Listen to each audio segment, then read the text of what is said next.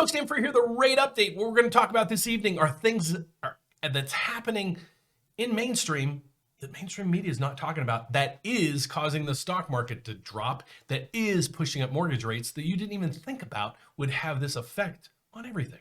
So don't go away. That's what we're going to discuss next.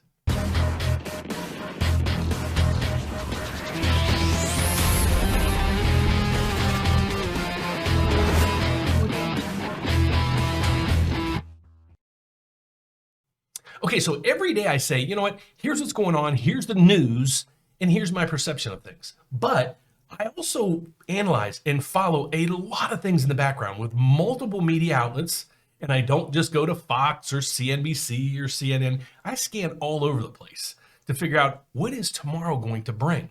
Well, there's a lot of events today that you're probably going to see in mainstream media either not covered or kind of covered with a little bit of a lipstick on a pig, I guess is the best way to put it. So let's go over those events. Okay, so I'm going to throw out some headlines that you guys, I want you to do your own research. Why? Is because everybody's going to come back to me and saying, oh, Dan, we know which direction you lean when it comes to politics. Guys, I'll say it this way. I don't care what your thoughts are or my thoughts are on politics. I just wanted to let you guys know what's going on in the economy, in the US, in the world that can affect and will affect the stock market, the real estate market, and mortgage rates. Okay, so I'm going to present these things to you. You guys let me know down below tonight or tomorrow how much of this stuff hit mainstream media. Okay, so I just want to let you know. And I always say, you know what, the better the economy is, the better the news is, the better the stock market's going to do, and the higher mortgage rates are going to do. Okay, so keep that in context here. Now, I'm just giving you the facts behind all this, but let's watch this. Let's go through kind of what's going on, and a lot of this stuff is just kind of today. So we first start out with the headlines. Oh, let me go to my main headlines. I started the day with this. Okay, I'll get my head out of the way. Well, we know the inflation numbers came in really hot. Well, this is the headlines. Wholesale prices jumped nearly 10% in 2021. Okay, we get it.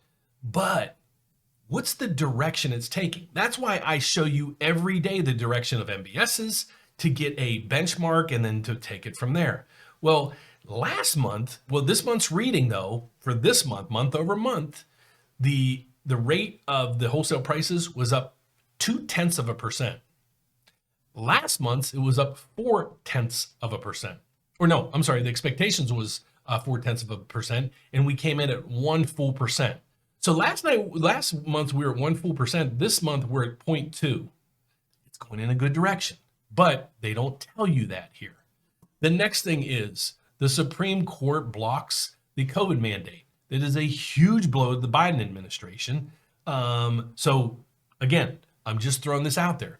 Good news, the great news in the economy helps the stock markets and everything else. Bad news is bad on stock market, but it's good for bonds and it'll bring down rates. I don't care if rates go up. I want a solid economy.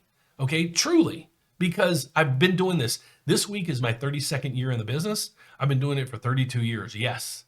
And I've been through these ups and downs. I'm just giving you or showing you the data that's out there that I need you to research and look into to say, hey, is this good news or bad news? All right, but you can see right here, the Dow is nearly down 200 points.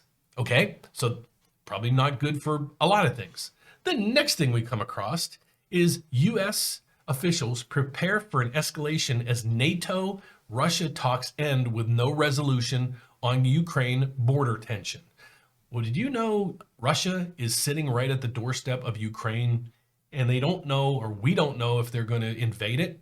So that's a worldwide event that can, and if it happens, it will affect the markets.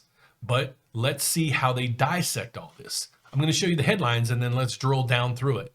Student loans. Navient will cancel $1.7 billion in student loans. So you're sitting there saying, woohoo! Well, don't act just that quick. If you go down through here, they're only going to do it for 66,000 private student loans.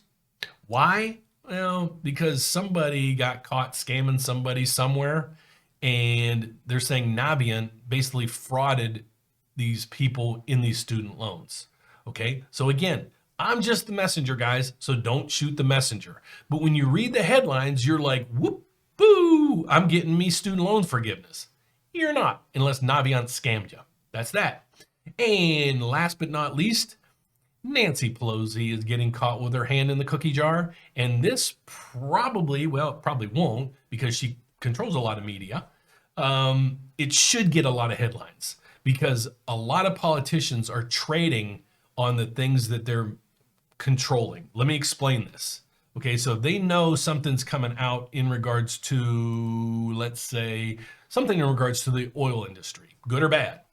If it's good, they're in control of passing this stuff. So then they know they're going to pass it, or they'll push hard to pass it. Okay, and then they'll buy the stock, and then they'll watch it run because they know that the backdrop of it is going to be good news for that company or that environment or that piece of the economy or that piece of the business model. Okay, so those are the things.